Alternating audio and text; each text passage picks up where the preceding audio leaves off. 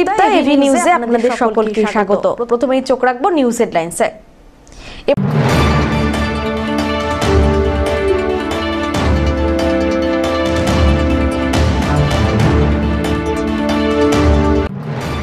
হাইকোর্টে স্বস্তি, কেন্দ্রীয় স্বরাষ্ট্র প্রতিমন্ত্রী নিশীথ প্রামাণিকের জামিনের আবেদন মঞ্জুর কেন্দ্রীয় স্বরাষ্ট্র প্রতিমন্ত্রীর, তবে নিম্ন আদালতে আত্মসমর্পণ করতে হবে তাকে।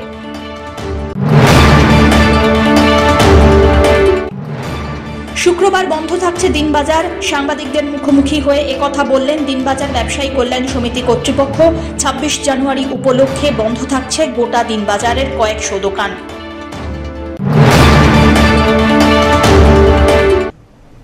এবার আসছে বিস্তারিত সংবাদে। হাইকোর্টে স্বস্তি, কেন্দ্রীয় স্বরাষ্ট্র প্রতিমন্ত্রী নিশীথ প্রামাণিকের জামিনের আবেদন মঞ্জুর কেন্দ্রীয় স্বরাষ্ট্র প্রতিমন্ত্রীর, তবে নিম্ন আদালতে আত্মসমর্পণ করতে হবে তাঁকে। 2018 সালে কোচবিহারের দিনহাটায় গুলি চালানোর একটি ঘটনায় কেন্দ্রীয় স্বরাষ্ট্র প্রতিমন্ত্রী নিশীথ প্রামাণিকের বিরুদ্ধে নিম্ন আদালতে গ্রেপ্তারি পরোয়ানা জারি হয়। সার্কিট বেঞ্চে সেই মামলার শুনানি চলছিল। সম্প্রতি সুপ্রিম কোর্টের দ্বারস্থ হয়েছিলেন নিশীথ। শীর্ষ আদালত কলকাতা হাইকোর্টের জলপাইগুড়ি সার্কিট বেঞ্চে মামলার শুনানির নির্দেশ দেন। এদিন জলপাইগুড়ি সার্কিট বেঞ্চের ডিভিশন বেঞ্চ জামিনের আবেদন মঞ্জুর করে। 15 দিনের মধ্যে সংশ্লিষ্ট কোর্টে আত্মসমর্পণ করতে হবে নিশীথকে। একই সঙ্গে এই মামলায় পুলিশকে সব রকমের সহযোগিতারও নির্দেশ দিয়েছে আদালত। কিন্তু স্বরাষ্ট্র প্রতিমন্ত্রীর একটা জামিনের আবেদন, হ্যাঁ, আজকে ওটা ধরেছিল ডিভিশন বেঞ্চে, জাস্টিস দাস এবং জাস্টিস পার্থসারথী সেনের ডিভিশন বেঞ্চে মামলাটা হয়েছে। ফুল ফ্লেজড হিয়ারিং, ওটা সারেন্ডার করতে বলেছে ওনাকে উইদিন 15 ডেজ। কনসার্ন কোর্টে এসিজিএম দিনাটায় সারেন্ডার করতে বলেছে। হ্যাঁ, জামিনের আবেদনটাকে গ্রান্ট করেই বলেছে ওখানে সারেন্ডার করতে। হ্যাঁ, আপাতত জামিন পেয়ে গেলেন, শুধু অফিসিয়ালি একটা সারেন্ডার তাকে করতে হবে। হ্যাঁ, সারেন্ডার করতে হবে, যেহেতু ওয়ারেন্ট পেন্ডিং আছে এবং লাস্ট অকেশনে অলরেডি প্রোক্লেমেশনের প্রেয়ারও গ্র্যান্ট হয়েছে, তো ওই জন্য ওনাকে সারেন্ডার করতে হবে। মানে গ্রেফতারির যে সম্ভাবনা ছিল সেটা উড়ে গেল। মানে হ্যাঁ, ইনভেস্টিগেশন ইজ ওভার, কারণ চার্জশিট হয়ে গেছে। যদি কোনো দরকার পড়ে তাহলে ইনভেস্টিগেশনকে যাতে উনি হেল্প করতে পারেন, ওনার কোঅপারেশন উনি করতে পারেন, সেই ব্যাপারে ওনাকে সারেন্ডার করতে হবে। सर्वोच्च न्यायालय honourable supreme court of India ने एक इंटरिम प्रोटेक्शन पिटिशनर के फेवर में दी गई थी, तब तक के लिए जब तक कि आदरणीय हाई कोर्ट इस मैटर को सुन नहीं लेता। आज जलपाईगुड़ी के सर्किट बेंच पे honourable high court of Kolkata की डिवीजन बेंच पे एक बहुत गहन और विचार से इस मैटर पे गहरी सुनवाई हुई है। आदरणीय दोनों जो न्यायाधीश थे डिवीजन बेंच के, उन्होंने बहुत अच्छे से सारा का सारा मटेरियल देखा, सारे के सारे सबूत जाने जो उनके समक्ष रखे गए थे, और ये पाया गया कि जितने भी विटनेसेस हैं साक्ष्यों के आधार पर और मटेरियल के आधार पर किसी भी प्रकार के ऐसे सबूत नहीं बनते जो कि इस केस में प्रेजेंट पिटिशनर को कनेक्ट करते हैं क्राइम से। ये एक पॉलिटिकली मोटिवेटेड केस है जहां पर कम से कम और पूरी तरह राजनीतिक गंध आ रही है, और इसी के चलते इन सब तथ्यों की समीक्षा करने के बाद आदरणीय हाईकोर्ट ने आज एंटीसिपेटरी बेल का ऑर्डर प्रेजेंट पिटिशनर के फेवर में ग्रांट करा है। जी, एलिगेशन जो थी वो सरासर झूठ थी। उनको एक 307 के केस में झूठे तथ्यों पे अटेम्प्ट टू मर्डर में रोप इन करने का एक पॉलिटिकल प्रयास था। जी, डिवीजन बेंच ने ये कहा है कि इसमें उन्होंने भी अपने ऑर्डर में ये माना है कि इसमें एक किसी प्रकार का एक राजनीतिक रंग दिख रहा है, और इसीलिए पिटिशनर की गरिमा और उनकी खुद की डिग्निटी को मद्देनजर रखते हुए ये देख के कि पिछले 6 साल से किसी भी प्रकार से पिटिशनर को अरेस्ट करने का या समन करने का या तफ्तीश में बुलाने का कोई भी प्रयास के राज्य सरकार ने नहीं करा था, इन्वेस्टिगेटिंग एजेंसीज ने नहीं करा था, लेकिन अब अचानक से एक अरेस्ट वारंट जो पॉलिटिकली मोटिवेटेड है वो इशू करा गया था, इसलिए आज एंटीसिपेटरी बेल की प्रोटेक्शन दी गई है। 15 दिन बाद मैजिस्ट्रेट की कोर्ट के आगे अपियर होकर इसमें कंडीशंस लग जाएंगी। धन्यवाद। पिनाकी शिलेर रिपोर्ट, एवी न्यूज।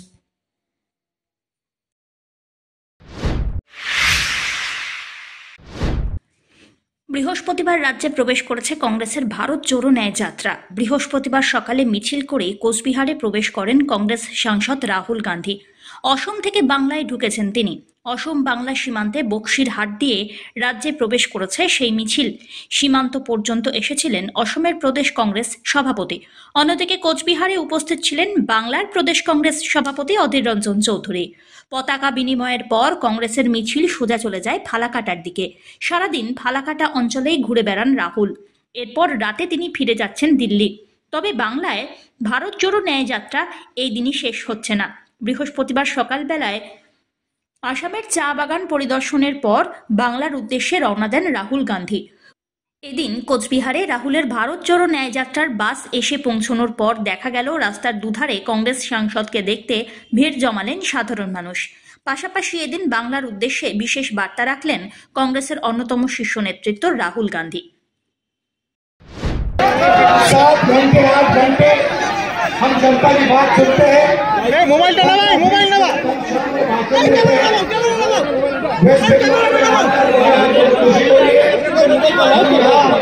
आपकी बात सुनने आए हैं। मोबाइल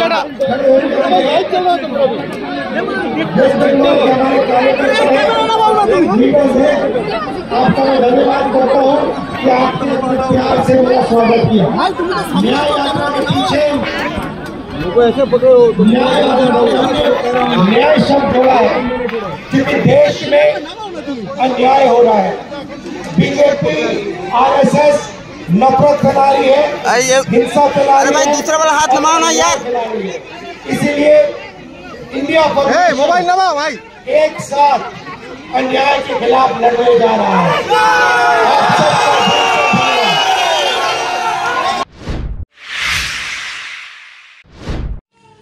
শুক্রবার বন্ধ থাকছে দিনবাজার। সাংবাদিকদের মুখোমুখি হয়ে এ কথা জানালেন দিনবাজার ব্যবসায়ী কল্যাণ সমিতির কর্মকর্তারা। 26শে জানুয়ারি বন্ধ থাকছে দিনবাজার ব্যবসায়ী কল্যাণ সমিতির তরফ থেকে কয়েকশো দোকান। বেশ কয়েক বছর ধরেই বন্ধ রাখছেন দিনবাজার ব্যবসায়ী কল্যাণ সমিতির সদস্যরা। এদিন ব্যবসা বন্ধ রেখে বিভিন্ন দেশ সেবামূলক কর্মসূচি পালনের কথা তারা বললেন। জানা গিয়েছে জলপাইগুড়ি শহরের অন্যান্য ব্যবসায়ী সমিতির সদস্যরা তারাও আগামীকাল পুরো ব্যবসায়িক প্রতিষ্ঠান বন্ধ করে নানা কর্মসূচি পালন করবেন। আগামীকাল আমরা ওই প্রজাতন্ত্র দিবস উপলক্ষে প্রতি বছরই আমরা দিনবাজার ব্যবসায়ী কল্যাণ সমিতির তরফ থেকে বন্ধ রেখে ওই সবার ইসে উদযাপন করি। আগামীকালও বন্ধ থাকবে। এটা আমাদের সমিতির রেজিস্ট্রেশনই নেওয়া আছে যে 26শে জানুয়ারি 15ই আগস্ট বন্ধ থাকবে। এটা যদি আমরা বন্ধ না করি তাহলে আমাদের মিটিং করতে হয়, আর যদি বন্ধ করি তাহলে আর আমাদের মিটিংয়েরও প্রয়োজন হয় না। এটা ব্যবসায়ী সংগঠনের থেকে এটা একদম সিদ্ধান্ত নেওয়া আছে। কোনো ব্যবসায়ী কি কোনো অভিযোগ করে যে এই সিদ্ধান্তের পরিপ্রেক্ষিতে? আমার কাছে তো অভিযোগ কেউ করেনি, আরও বলছে বন্ধ হবে তো এই কথাই বলছে। এই দিন কোনো কি কর্মসূচি রেখেছেন আপনি? আমরা কর্মসূচি বলতে আমরা পতাকা উত্তোলন আছে, পতাকা উত্তোলন করে তারপরে অনেকেই পিকনিকে যাবে, যে যার মতন যারা গ্রুপ করে হয়তো পিকনিকে যাবে। আর আমরা তো পতাকা উত্তোলন করে তারপরে হয়তো ফ্যামিলি নিয়ে কোথাও ঘুরতে যেতে পারি। অমিত বণিকের রিপোর্ট, এভি নিউজ।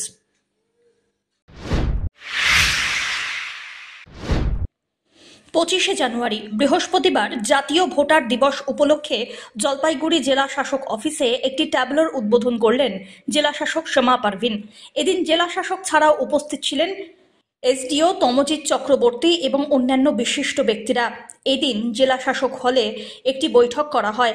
এদিন জেলা শাসক জাতীয় ভোটার দিবসের কার্যকারিতা সম্পর্কে বিস্তারিত আলোচনা করেন। জানা গিয়েছে 2011 সাল থেকে 25 জানুয়ারি দিনটিকে জাতীয় ভোটার দিবস হিসাবেই পালন করা হয়। 1950 সালের 25শে জানুয়ারি ভারতের নির্বাচন কমিশনের প্রতিষ্ঠা দিবস। সেই উপলক্ষে দিনটি সারা ভারতে প্রত্যেক বছর পালিত হয়। এই দিনটির লক্ষ্য ভোটারদের মধ্যে সচেতনতা বৃদ্ধি করা এবং নতুন ভোটারদের ভোটাধিকার প্রয়োগে উৎসাহিত করা। জেলা শাসকের চত্বরে একটি র্যালি বের করা হলো এই বিশেষ দিন উপলক্ষে। পিনাকি শীলের রিপোর্ট, এভি নিউজ।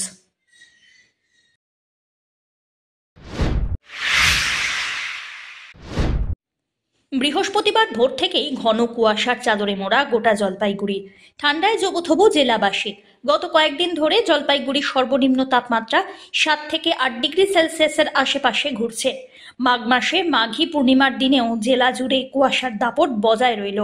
রাত্রি থেকেই কুয়াশার দাপট বৃদ্ধি পেতে থাকে। তবে বেলা যতই বাড়তে শুরু করেছে, কুয়াশার দাপট আরও বৃদ্ধি পায়। স্বাভাবিকভাবে গোটা জলপাইগুড়ি জেলা জুড়ে ঘন কুয়াশা আচ্ছন্ন হয়ে পড়ে।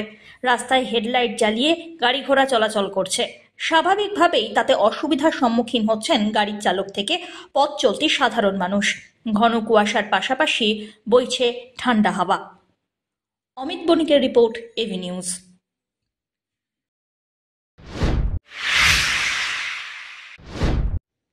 জলপাইগুড়িতে অনুষ্ঠিত হচ্ছে পুষ্প প্রদর্শনী, আর সেই প্রদর্শনীতে থাকছে দেশ বিদেশের রকমারি ফুলের সম্ভার। জলপাইগুড়ি শহরের মিলন সংঘ ময়দানে অনুষ্ঠিত হয়ে গেল এই পুষ্প প্রদর্শনী, যেখানে জলপাইগুড়ি ছাড়াও বিভিন্ন জায়গা থেকে ফুল প্রদর্শিত হচ্ছে। চন্দ্রমল্লিকা থেকে ডালিয়া, সব রকমের ফুলের ভান্ডার এখানে রয়েছে, যার মূল উদ্যোক্তা জলপাইগুড়ির হর্টিকালচার অ্যাসোসিয়েশন। এই বিষয়ে অ্যাসোসিয়েশনের তরফ থেকে অমিত সাহা জানিয়েছেন, এবার তাদের পুষ্প প্রদর্শনী দ্বিতীয় বর্ষে পদার্পণ করল। জেলার বাইরে থেকেও বিভিন্ন ফুলপ্রেমীরা তাদের ফুল নিয়ে এখানে এসেছেন।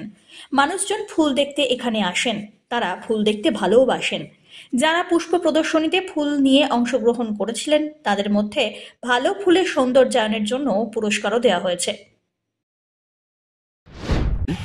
আর প্রায় 25টার মতো স্টল, যারা বাইরে থেকে, কলকাতা থেকে নার্সারি এসছে, শিলিগুড়ি পাহাড় থেকেও বিভিন্ন নার্সারি এসছে, বিভিন্ন ধরনের গাছপালা এখানে তারা বিক্রি করছে। এখানে বিদেশি কিছু গাছও পাওয়া যাচ্ছে, থাইল্যান্ড থেকে এসছে, সিঙ্গাপুর থেকে এসছে, সেই ধরনের গাছও আছে। এবং আমরা দ্বিতীয় বছর এই প্রদর্শনী করছি এবং দ্বিতীয় বছরে যা সাড়া পেয়েছি জলপাইগুড়িতে তা অভাবনীয়। আশা করছি আগামী দিনও আমরা আরও ভালোভাবে এই ধরনের অনুষ্ঠান আগামী বছরগুলোতে করব। কোনো কি পুরস্কারের ব্যবস্থা রাখছেন? অবশ্যই আমাদের এইখানে 6টা প্রধান পুরস্কার থাকে, যেমন হচ্ছে champion of the show, runners of the show, perennial champion. Perennial মানে যে গাছগুলো সারা বছর ধরে থাকে। তারপরে অ্যানুয়াল চ্যাম্পিয়ন থাকে, আর কিং অফ দ্য শো এবং কুইন অফ দ্য শো। আমাদের জাজমেন্ট কালকে হয়ে গেছে, সেখানে চ্যাম্পিয়ন হয়েছেন রবি দাস রায় বলে একজন এবং রানার্স হয়েছেন অজিত সেন বলে একজন। জাজেসরা এসে কালকে সারা সকালবেলা 12টা পর্যন্ত তারা জাজমেন্ট করেছেন এবং প্রত্যেকটা গ্রুপে আমাদের ধরুন ফুলের জন্য প্রায় 25টা গ্রুপ আছে এবং পার্মানেন্ট গাছের জন্য 23টা গ্রুপ আছে। তারপরে ভাস সাজানো বা মালা তৈরি করা, এগুলো বিভিন্ন গ্রুপ আছে। এগুলো প্রত্যেকটা গ্রুপে ফার্স্ট, সেকেন্ড, থার্ড 3টে প্রাইজ দেওয়া হয়। সেই প্রাইজ আমরা আগামী 26 তারিখ প্রাইজ ডিস্ট্রিবিউশন। অমিত বণিকের রিপোর্ট, এভি নিউজ।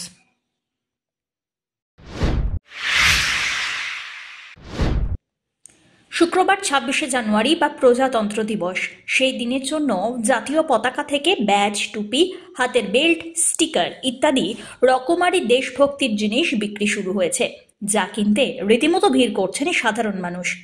জাতীয় পতাকা 50 থেকে 200 টাকা দামে বিক্রি হচ্ছে। অন্যদিকে আরও রকমারি জিনিসপত্র বিক্রি শুরু হয়েছে। দাম আগের মতোই আছে, এমনটাই বলছেন বিক্রেতারা। প্রত্যেক বছর এই সময়ে জলপাইগুড়ি শহরের বিভিন্ন দোকানগুলিতে দেশভক্তির সরঞ্জাম বিক্রি হয়। তা উপলক্ষে ভিড়ও লক্ষ্য করা যায়। এই বছরেও সেই সমস্ত জিনিসপত্র কিনতে মানুষের ভিড় চোখে পড়ার মতো। জলপাইগুড়ি শহরের দিনবাজার, কদমতলা, মার্চেন্ট রোড সহ শহরের বিভিন্ন দোকানগুলিতে দেশভক্তির জিনিসপত্র বিক্রি বাট্টা হচ্ছে। জানুয়ারি কিভাবে পালন করবো আর কি কি দেখলাম? এখানে তো অনেক কিছু দেখার, নতুন নতুন আইটেম আছে, টুপি আছে অনেক রকম ধরনের। এইবার ওড়না আছে, আমাদের ওড়না আছে, ব্যাচ আছে, বড় বড় জাতীয় ফ্ল্যাগ আছে। তুমি কিভাবে স্কুলে যাবা? হ্যাঁ। কিভাবে উদযাপন করবা? কি কি নিলে? উদযাপন কি, গালে স্টিকার লাগাবো, টুপি পরবো, স্ল্যাশ লাগাবো। আর নতুন কি কি দেখলে? গালে স্টিকার আছে দেখলাম, ওড়না আছে নতুন, তারপর টুপি আসছে সাদা রঙের, ভালো ভালো মির্জাফরের টুপি, তারপর নেতাজির টুপি আসছে, হাতে রিস্টব্যান্ড, মাথার মধ্যে আই লাভ মাই ইন্ডিয়া লেখা আছে। অনেক কিছু, অনেক জিনিস নতুন নতুন ধরনের এই বছর অনেক জিনিস এসেছে। অমিত বণিকের রিপোর্ট, এভি নিউজ।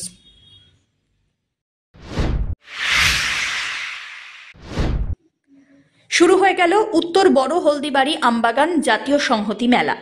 23 জানুয়ারি মেলার শুভ উদ্বোধন হয় এবং এই মেলা চলবে আগামী 29 জানুয়ারি পর্যন্ত। উদ্বোধন উপলক্ষে উপস্থিত ছিলেন মেখলিগঞ্জের বিধায়ক পরেশচন্দ্র অধিকারী, রাজ্য নমশূদ্র ওয়েলফেয়ার বোর্ডের চেয়ারম্যান মুকুল চন্দ্র বৈরাগ্য সহ অন্যান্য বিশিষ্ট ব্যক্তিবর্গ।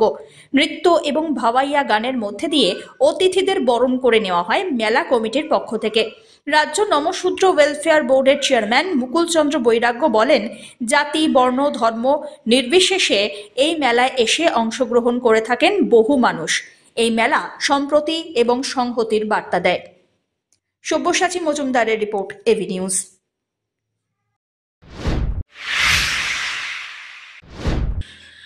জলপাইগুড়ি উচ্চতর মাধ্যমিক বিদ্যালয়ে অনুষ্ঠিত হল জেওয়াইসিসি ক্লাব ময়দানে বার্ষিক ক্রীড়া প্রতিযোগিতা, যার সূচনা করলেন জলপাইগুড়ি পৌরসভার উপপৌরপ্রধান সৈকত চট্টোপাধ্যায়।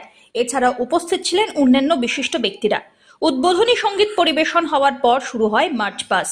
এরপরে মূল পর্বের বার্ষিক ক্রীড়া প্রতিযোগিতা অনুষ্ঠিত হয়ে গেল।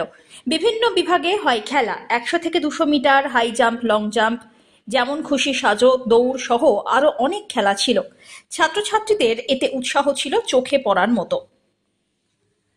অমিত বণিকের রিপোর্ট, এভি নিউজ।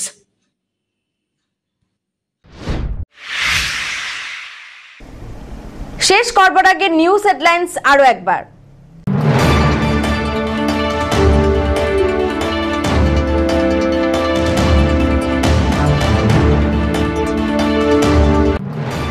হাইকোর্টে স্বস্তি, কেন্দ্রীয় স্বরাষ্ট্র প্রতিমন্ত্রী নিশীথ প্রামাণিকের জামিনের আবেদন মঞ্জুর কেন্দ্রীয় স্বরাষ্ট্র প্রতিমন্ত্রীর, তবে নিম্ন আদালতে আত্মসমর্পণ করতে হবে তাঁকে।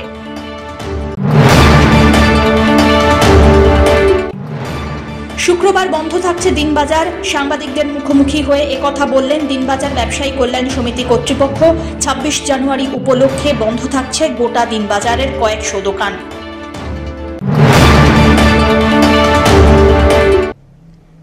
এখনকার মতন এভি নিউজ এ পর্যন্তই। পরবর্তীতে আসছি আরো সংবাদ নিয়ে। দেখতে থাকুন আমার ভিশন। নমস্কার।